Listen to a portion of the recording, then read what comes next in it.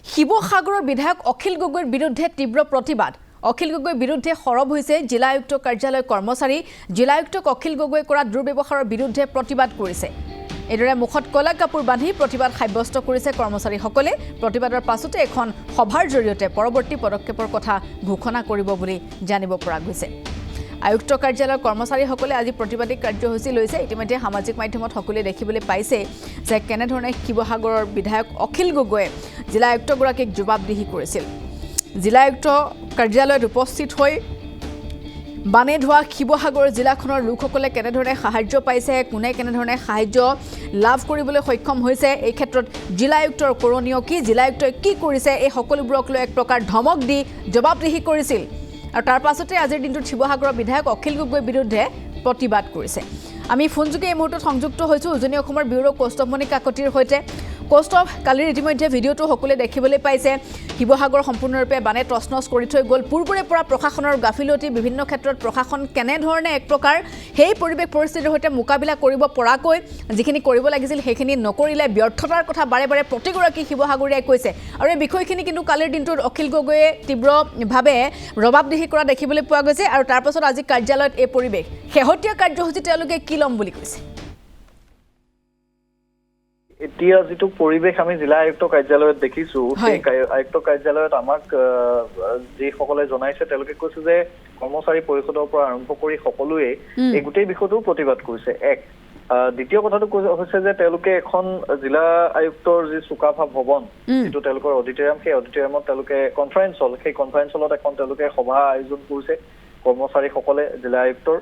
আৰু তেওঁলোকে কৈছে যে প্ৰথমতে আমি শিৱসাগৰ জিলা আয়ুক্ত কৰ্মচাৰীসকলে কি কয়, আয়ুক্ত কাৰ্যালয়ৰ কৰ্মচাৰীসকলে কি কয় বা তেওঁলোকৰ স্থিতি কি হ'ব, এই কথাখিনি আমি জানি লওঁ।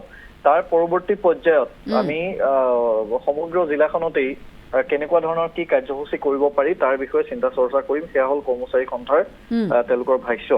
এতিয়া কথাটো হৈছে যে এই পৰিৱেশটো হ'বলৈ কিয় পালে? কালি দিনটোত যিটো পৰিৱেশ আছিল, জিলা আয়ুক্তগৰাকীক যি ধমক এক প্ৰকাৰ অখিল গগৈয়ে দিছিল, সেই ধমক দিয়াটো বা সেই যিখিনি ভিজুৱেলছ, সেই ভিজুৱেলছখিনি কেনেকৈ পোহৰলৈ আহিল সেইটো খুব গুৰুত্বপূৰ্ণ কথা। কাৰণ এখন ক্ল'জ ড'ৰ তেওঁলোকৰ মিটিং আছিল, এখন ক্ল'জ ড'ৰ তেওঁলোকৰ বৈঠক।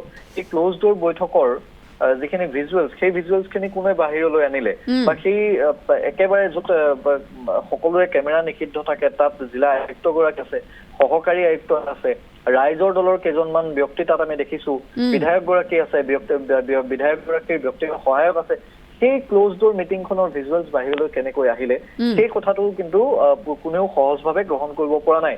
অখিল গগৈয়ে তেওঁ বিধায়কৰ যিটো দায়িত্ব, সেই দায়িত্বটো ক্ল'জ ড'ৰ মিটিঙত তেওঁ কেনেধৰণে পালন কৰিছে সেই কথাটো দেখুৱাবলৈকে এই ভিজুৱেলছখিনি বাহিৰলৈ অনা হ'ল নেকি, সেই কথাটো চৰ্চাত আছে।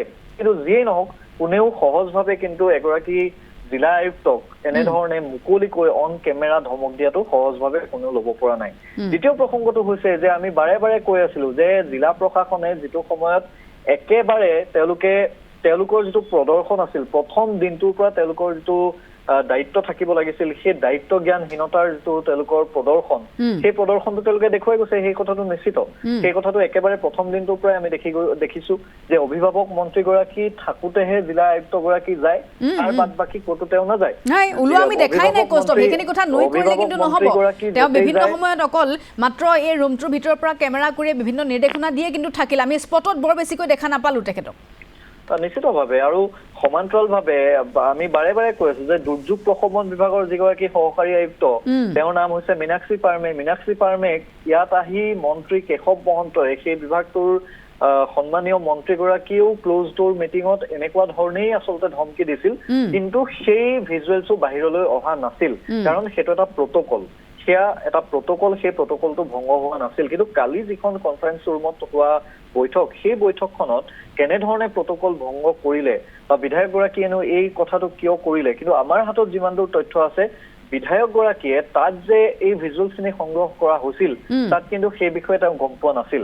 এটা হোজাই ফালৰ পৰ্টেলত এই গোটেই দৃশ্যখিনি প্ৰথমতে সম্প্ৰচাৰ হৈছিল। তাৰ পিছত বিধায়কগৰাকীয়ে সেই নিৰ্দিষ্ট সাংবাদিকগৰাকীক বা সেই পৰ্টেলৰ যিগৰাকী দায়িত্বশীল ব্যক্তি তেওঁ প্ৰশ্ন কৰিছিল যে এই ভিজুৱেলছখিনি আপুনি ক'ত পালে, এই ভিজুৱেলছখিনি আপুনি কিয় তাত সম্প্ৰচাৰ কৰিলে, কাৰণ এই ভিজুৱেলছখিনি আমি এতিয়ালৈকে সম্প্ৰচাৰ আমি ক'তো বাহিৰত দিয়া নাছিলো, এই ভিজুৱেলছখিনি আপুনি ক'ত আপুনি তাত কিয় সম্প্ৰচাৰ কৰিলে বুলি কিন্তু এটা প্ৰশ্ন কৰাটো হয়। কিন্তু তাৰ পৰৱৰ্তী পৰ্যায়ত দেখিলো যে অখিল গগৈ নিজৰ যিটো ফেচবুক পেজ, সেই ফেচবুক পেজতেই তেওঁ ৰাজহুৱা কৰিছে বা বিভিন্ন তাৰপিছত আমিও যিহেতু সংবাদ মাধ্যমে বাতৰি কৰিছো বা আমাৰ হাততো সেই মানে ভিজুৱেলছখিনি আহি পৰিছেই, কিন্তু যেতিয়া বিধায়কগৰাকীয়ে নিজে তেওঁৰ ফেচবুক পেজত সেই ভিজুৱেলছখিনি দিব, সেই ভিজুৱেলছখিনি তাৰমানে সেই প্ৰশ্নটো এতিয়া উত্থাপন হৈছে যে বিধায়কগৰাকীয়ে কৰো বুলি এই কামটো কৰিছিল নেকি।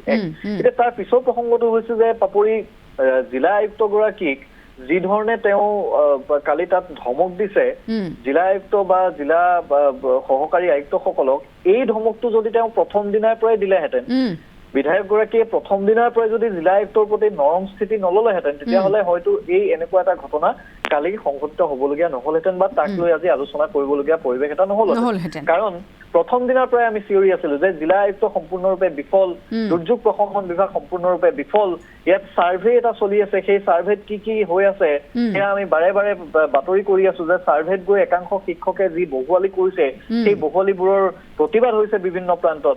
ইয়াত 15,000 টকা ৰাজ্য চৰকাৰে দিলে, ৰাজ্য চৰকাৰৰ সেই 15,000 টকাটো নিৰ্দিষ্ট যিসকলে প্ৰাপ্য যিসকল ব্যক্তি সেই প্ৰাপ্য পৰিয়ালকেইটাই নাপায়, আন আন ব্যক্তিয়ে পায়, এই কথাবোৰৰ প্ৰতিবাদ হৈছে। গতিকে জিলা আয়ুক্তগৰাকীৰ যিটো ভূমিকা, সেই ভূমিকাক লৈ কোনো সন্তুষ্ট নহয়, সেই কথাটো একেবাৰে 200% নিশ্চিত। কিন্তু এইটো এটা কথা নহয় কৌস্তভ, জনপ্ৰতিনিধি এগৰাকীৰ বক্তব্যৰ বিৰোধিতা কৰাটো অধিকাৰ সকলোৰে আছে, সকলোৱে কৰিব পাৰে, কিন্তু তাৰ বাবে চৰকাৰী গোটেই ইঞ্জিনটোৱে অৰ্থাৎ আয়ুক্তৰ কাৰ্যালয়টোত এইসকল আজিৰ দিনটোত সকলো ওলাই আহিছে, তেওঁলোকে কৰ্মবিৰতি বা তেওঁলোকে প্ৰতিবাদ কৰা দেখিবলৈ পোৱা গৈছে। কিন্তু এই সময়খিনিত শিৱসাগৰবাসীক সহায় কৰাৰ যথেষ্ট প্ৰয়োজনীয়তা আছে, এইসমূহ হৈ থাকিব, তেওঁলোকে যেনেধৰণে কৰিবলৈ বিচাৰে, কি কৰিবলৈ বিচাৰে। গতিকে এই গোটেই কথাটোক লৈ অখিল গগৈ শেহতীয়াকৈ হয়তো স্পষ্টীকৰণ দিব, কিন্তু এনেধৰণে চৰকাৰী কাৰ্যালয় এটা কৰ্মবিৰতি পালন কৰা, এনেধৰণে সকলো ওলাই অহা, এই প্ৰশ্নটো আচলতে কিমান যুক্তিসংগত তাকে লৈ কিন্তু প্ৰশ্ন উঠিছে।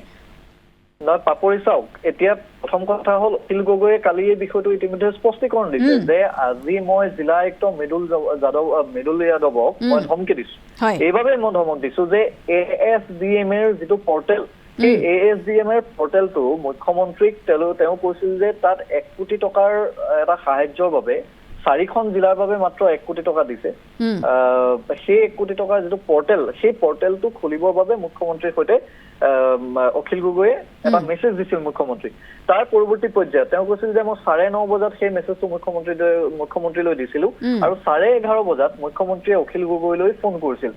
অখিল গগৈলৈ ফোন কৰি থকাৰ অৱস্থাত তেতিয়া মুখ্যমন্ত্ৰীগৰাকীয়ে কৈছিল যে অখিল গগৈয়ে যিখিনি কথা কৈছে তাৰ সম্পূৰ্ণ এখন ওলোটা ছবি জিলা আয়ুক্তই মুখ্যমন্ত্ৰীগৰাকীক দাঙি ধৰিছিল, আৰু তাৰ পিছতেই কনফাৰেন্সত জিলা আয়ুক্তগৰাকীক মুখ্যমন্ত্ৰীয়ে অখিল গগৈৰ সৈতে বাৰ্তালাপত তেওঁ এই কথাখিনি বাৰ্তালাপ কৰাইছিল যে এই খামখেয়ালিটো কিয় হৈছে, আৰু তাৰ পিছতেই যেতিয়া বৈঠকত তেওঁ আহিলে সেই কথাখিনিহে আচলতে অখিল গগৈয়ে জিলা আয়ুক্তগৰাকীক কৈছিল যে কিয় আপুনি এনেকুৱা ধৰণৰ খেলি মেলি কৰিব।